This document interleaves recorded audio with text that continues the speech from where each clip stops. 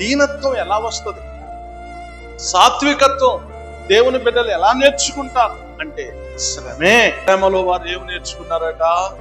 విధేయత నేర్చుకున్నారు, శ్రమలో తగ్గించుకోవటం నేర్చుకున్నారు, శ్రమలో సాత్వికత్వం నేర్చుకున్నారు, శ్రమలో సహనాన్ని నేర్చుకున్నారు.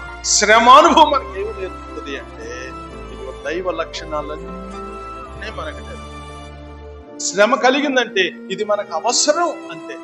దైవజనుడు పౌలు గారు అంటాడు, సాతాను దూతగా నాకు శరీరంలో ఒక ముళ్ళు పెట్టాడు అన్నాడు. ఏమండి, ఆపాదమస్తకం దైవత్వంతో నిండినటువంటి పౌలుకి శరీరంలో ఎవరున్నారంట? సాతాను దూత ఉందంట. ఒక ముళ్ళు ఎలా ఉంది చెప్పండి? సాతాను దూత. ఎందుకోసం? నన్ను నలగగొట్టడానికి. నీకెందుకయ్యా బాబు నలగను? నువ్వు మారుమనసు పొందలేదా? పొందావు. బాప్తిస్మం పొందలేదా? ప్రత్యక్షత లేదా? ప్రత్యక్షత లేదు. సువార్త పని చేయట్లేదా? పని చేస్తున్నావు. ఆత్మల రక్షణ లేదా? రక్షించబడుతున్నావు. మరి నీకెందుకు అంటే ఆయన ఏమంటాడు తెలుసా?